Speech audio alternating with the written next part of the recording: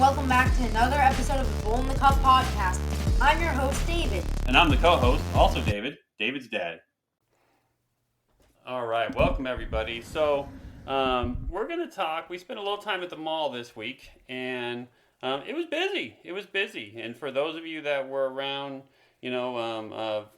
shopping at malls pre-COVID, you noticed there was already discussion pre-COVID about, well, are malls going to die off because everybody buys stuff at Amazon, and everybody buys stuff online. And so there was already this kind of concern about mall stores and retail big box stores.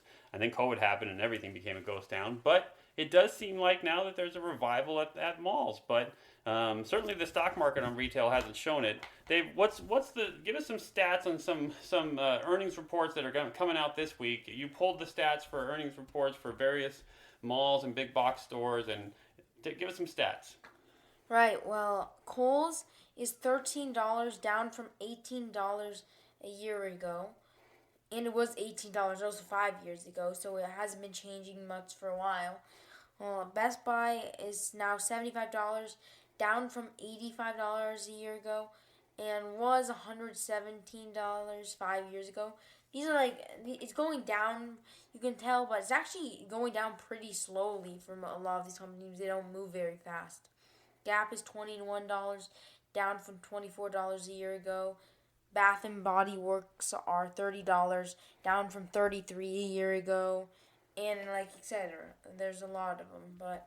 Yeah, right. A lot of them have been down, right? And so kind of flat. Not very exciting stocks to invest in. We noticed Build-A-Bear's, has a earnings report this week. And so what's their stats? Well, Build-A-Bear is $54, and it's up from actually $30 a year ago. Because as people are saying, malls, they usually just go to them to shop online. You can do the same thing online. Now at this point, people go to malls for experiences, like going to places like Build-A-Bear. If you have a kid or something, or adult, if you're an adult too, books, like going to the library or something in the malls. So they have experiences that are also going up. I think you've hit on to something there, David. It's really that a lot of people would say forever, is the mall model dead? I don't think it died. It really just kind of evolved and changed into something else. And you said it right. People still like to get out of their house. It's all summertime in a lot of America. It's hot. They want to get out of the house and go somewhere cool. And so they want to have some experiences. They want to go to dinner with people and shop while they're out for dinner. They want to go socialize, go bowling, at the mall. They want to work out, next to the mall. So the mall concept has changed, and it's really revitalized a lot. Certainly doesn't show it in a lot of the stock prices there. Those seem to be flat over the last year. But certainly the experiences are up, and any kind of stock we can find where it's been an experience, Build-A-Bear is a good example. Those seem to be doing really well because that's what people want to do. Get out of the house and go have an experience. I still don't, I'm not a fan of going to the mall. How about you? Do you like going to the mall? I'm not really big on just going to the mall because I feel like the shopping, a lot of people go for walking around and stuff, and the experiences, I can get this stuff on Amazon.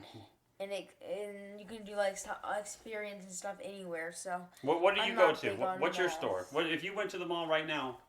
What store would you go to?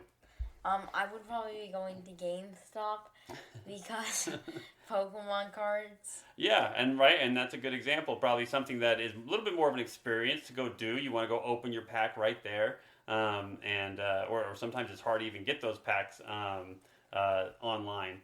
And so that too is a bit of an experience. All right, so that's the theme. So let's pay attention to those mall stocks. If not just the basic shopping in a clothing store stock, but something that's a little bit more of an experience. I think you should do well there. All right, let's recap our game for last week. Last week we did the food stocks. Okay, so last week we did the restaurant stocks, and so I picked Kava, and I had a flat week. I was hoping to buy Kava on the dip. We talked last week about how it had the massive drop from the week before, and so it was down to $69 a share. I was trying to buy low. It really stayed flat. It went down 39 cents, so really flat for the week for Kava. I'm going to hold on to it because I think it's still bound to bounce up with their long-term growth and all the stores they want to open. You had Habit. Yeah, Habit, or which is like a part of Yum, is right now pretty flat at $147. And yeah, no movement. So we kind of tied on restaurant week where both our stocks were flat. So we'll hold on to those. We didn't have a lot of confidence going into those that week. We just kind of wanted to play the game, and it was restaurant week, so we were having some fun. So what? Let's do our game this week. What is your stock of choice? You want me to go first? I'm gonna let you go first. Okay, good, because I'm still wrestling between what to choose on mine. I wanted to look at some of the new ones, like a real estate stock that was popping off this week, but I want to stick to my theme of if it's earnings report week, and this is kind of big box retail week.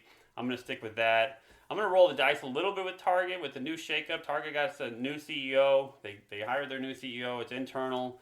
And so I'm going to go big box retail. Not a lot of faith there's going to be a ton of movement, but I do like it when things shake up, and Target's been down, obviously, over the last year, so I'm hoping the new CEO can shake some things up and we can get in at a good price. So I'm going Target. What are you going with, buddy? I'm going with See's Candy. Now, hear me out. You know when you go to See's Candy, like you say you're gonna look around, because like everything's ridiculously expensive. Well, most of the times they give you like instantly, right when you walk in, and they give you like a sample of something, right? Well, they do this one because they want you to like try things and see if it's good, but also, it's more like a trick. Like if you go to See's Candy, you get like the free stuff. You feel bad if you're not like gonna buy anything. Therefore, like it basically convinces people to like buy at least something, and when they're there, like because they gave you like a free sample or whatever. Oh, well, I see your trick there. Okay. So, clever trick here, going with Warren Buffett. So, See's Candy is owned by Berkshire Hathaway, a Warren Buffett company. Always good to invest with Warren, for sure. His historical record is better than anybody. And so, touche, my friend. I tip my cap to you because I think not only do I enjoy See's Candy, but I think going with a Berkshire Hathaway company and tying yourself to that stock puts you in a good position to win for the week. All right, well, this was fun thinking about the malls and those types of stocks. We're going to have a lot of fun next week because we're going to dive into football season's around the corner. So we're going to get into fantasy football and how that's related to the stock market next week. But nothing else from me today. Anything else for you, Dave? Nothing else from me. Thank you, and we'll see you next time. Bye.